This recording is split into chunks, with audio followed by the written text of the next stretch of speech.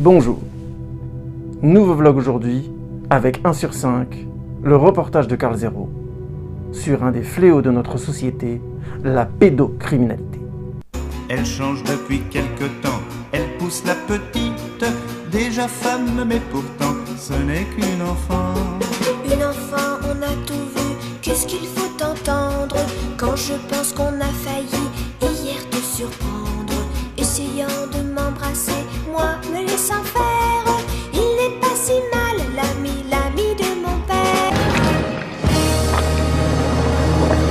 Ça raconte la pédocriminalité en général, en commençant par des affaires très connues comme le scandale d'Outreau, l'affaire Michel Fourniret, des affaires hyper joyeuses et très très sympathiques pour les enfants évidemment, pas du tout évidemment, c'est très ironique ce que je vous raconte, qui enchaîne avec la définition légale de la pédocriminalité, les différents couacs, le rapport entre les victimes et la justice, pour aller vers une définition plus psychologique et psychiatrique entre guillemets de la pédophilie, de comment nos élus considèrent cette question, comment la justice considère cette question, tout ceci dans l'objectif d'un manifeste qui veut bouger les choses de manière politique et qui veut le faire par la base, qui a donc besoin de nous, de vous, de ainsi de suite. Si d'aventure vous êtes d'accord avec ce reportage, et c'est une question compliquée.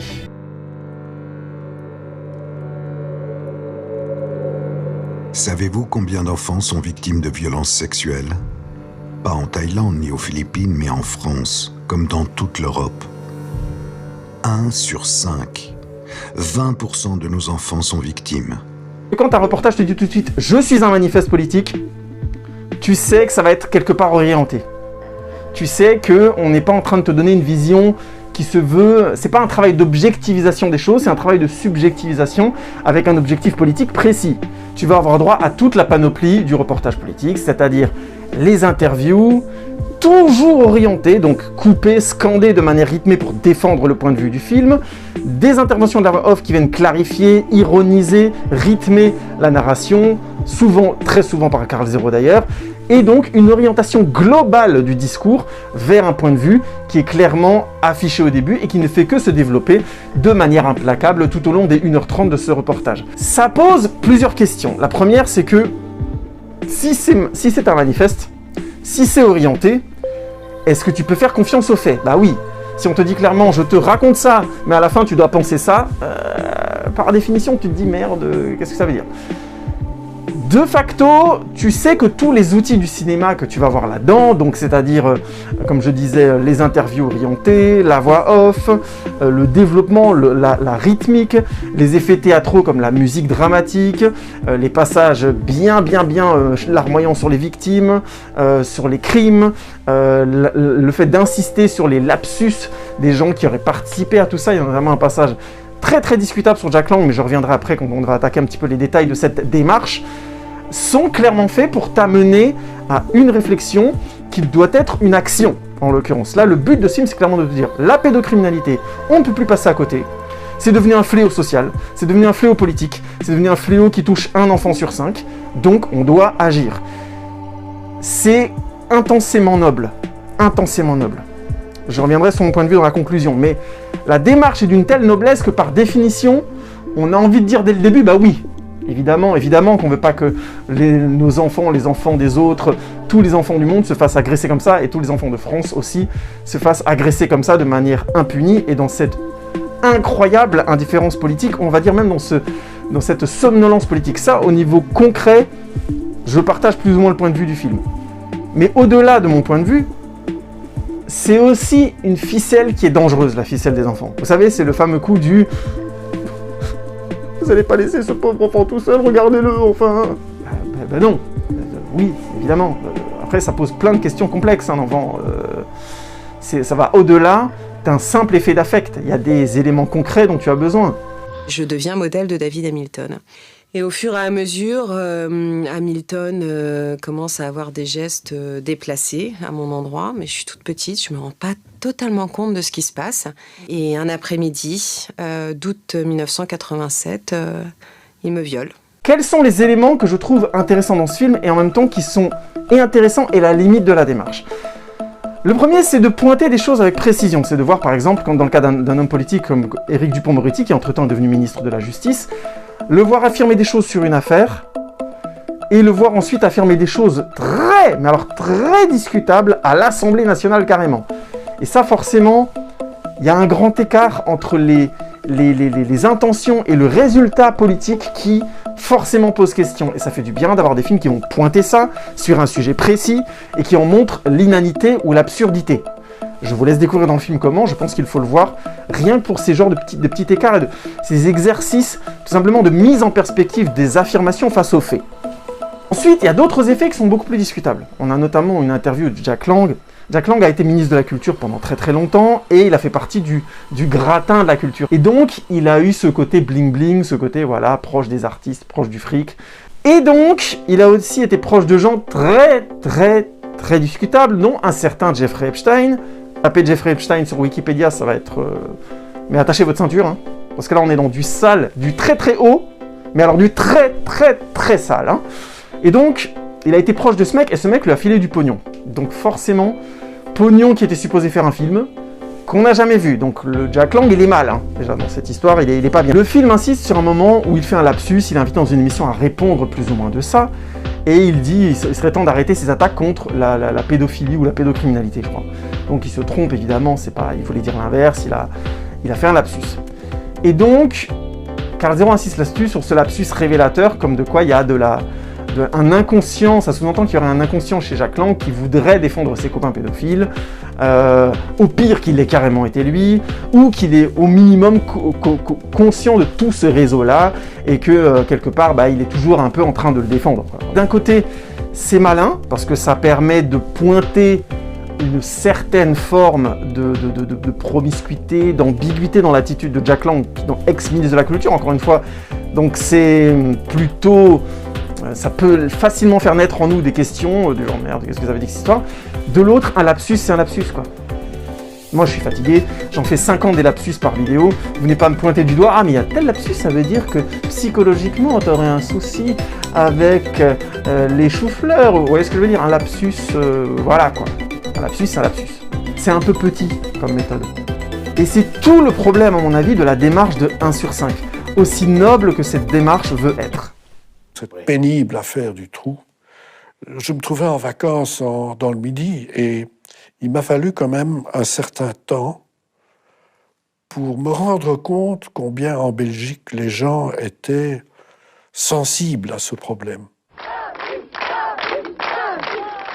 On m'avait manqué. Sensibles à ce problème, sensibles au viol et au meurtre de leurs enfants. Pauvre homme.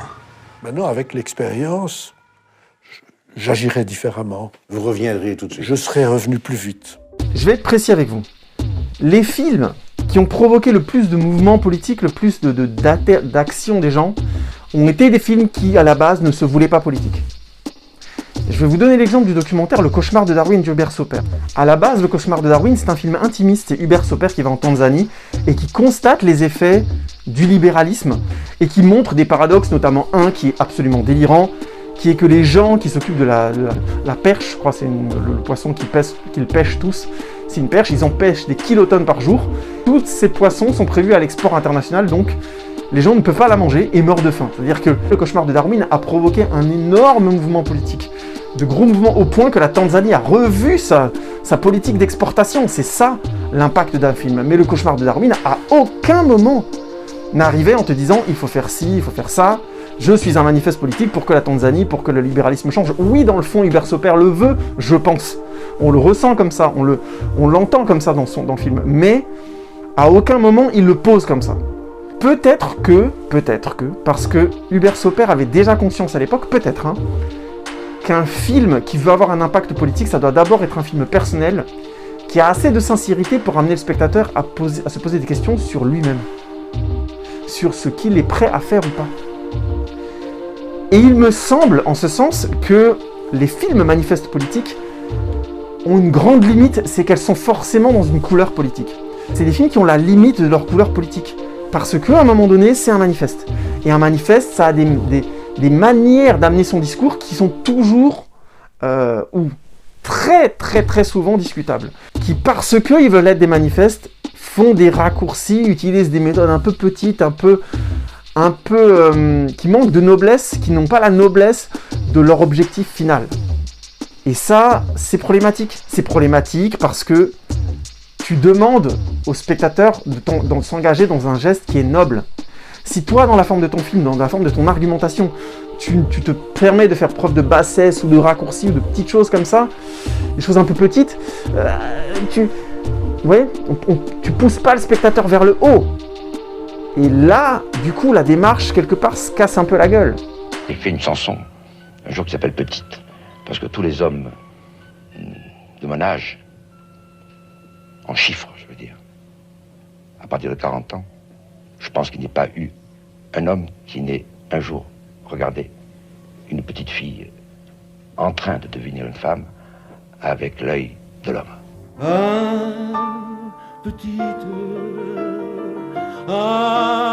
Petite, tu peux reprendre ton cerceau et t'en aller tout doucement, loin de moi et de mes tourments. Tu reviendras me voir bientôt. Tu reviendras me voir bientôt. Le jour où ça ne m'ira plus, quand sous ta robe il n'y aura plus le code pénal.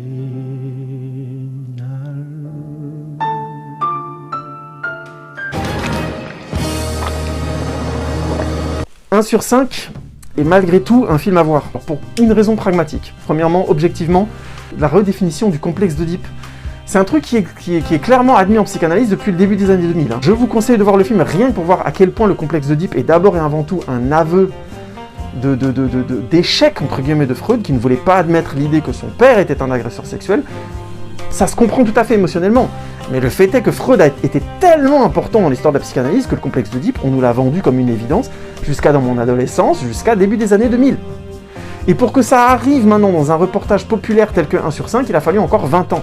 Mais entre-temps, les magistrats utilisent ça. Il faut bien se rendre compte que dans la justice, on utilise le complexe d'Oedipe en disant « oui, mais une petite fille qui s'intéresse à son papa, un petit garçon qui aime sa maman, c'est normal, c'est le complexe d'Oedipe ». Non, justement pas.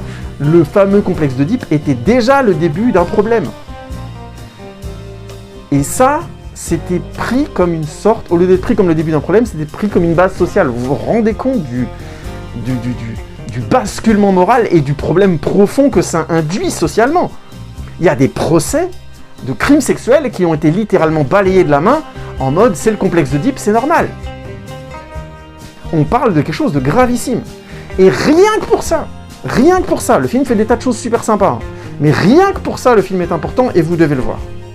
Mais plus personnellement, j'avais vu, je crois que ça datait de 2003 ou 2004, un reportage de Élise Lucet. Bon, je crois que c'est dans le grand reportage, il y a eu un reportage sur la pédocriminalité, et sur notamment des crimes sexuels dans la région, sur Paris. Ils avaient invité une dame, une spécialiste, et la dame avait évoqué le fait qu'autour de Paris, on avait trouvé des charniers de corps d'enfants, des charniers. Avec, si je ne dis pas de bêtises, une 60aine de corps, et pas un seul. On avait trouvé 2 ou 3 autour de Paris. Et souvent, quand je parlais de pédocriminalité avec des amis ou autres dans des constitutions, j'évoquais cette question-là en disant « Mais vous savez qu'on a trouvé des charniers autour de Paris, que c'est hallucinant, machin. » Et les gens me disaient « Ah oui, c'est fou, oui, c'est fou. » Puis un jour, j'avais un ami, ça devait être milieu des années 2010, qui me dit « Ouais, mais moi, j'ai cherché des infos sur ton truc, je les ai pas trouvées, t'es sûr de ton machin ?» Et moi, je dis « Mais merde, mais ce reportage... Bah attends, je vais te retrouver le reportage, tu verras, machin. » Impossible de remettre la main dessus. Je ne trouvais plus ce reportage. Il avait disparu. J'avais rêvé. Et pendant des années, j'étais là, mais je l'ai vu, c'est pas possible. Et surtout, ce n'était plus évoqué nulle part, cette histoire. Pas d'enquête, pas de suite, rien. Dans le vent. Des charniers de gosses et rien. Mais rien du tout. Pas juste on a cherché puis on n'a rien trouvé. Rien. Et ça m'avait mis dans un doute constant en me disant, il y a quelque chose là-dessous qui va pas du tout, mais je peux être sûr de rien, et j'avais pas creusé la question, mais je restais toujours dans ce truc de, mais c'est pas possible, quoi. Et Karl Zero a retrouvé cette spécialiste, lui a demandé ce qu'elle avait fait ensuite et pourquoi ils n'avaient pas enquêté dessus, et elle lui a dit, je ne témoignerai plus dessus, parce que j'ai peur pour ma vie.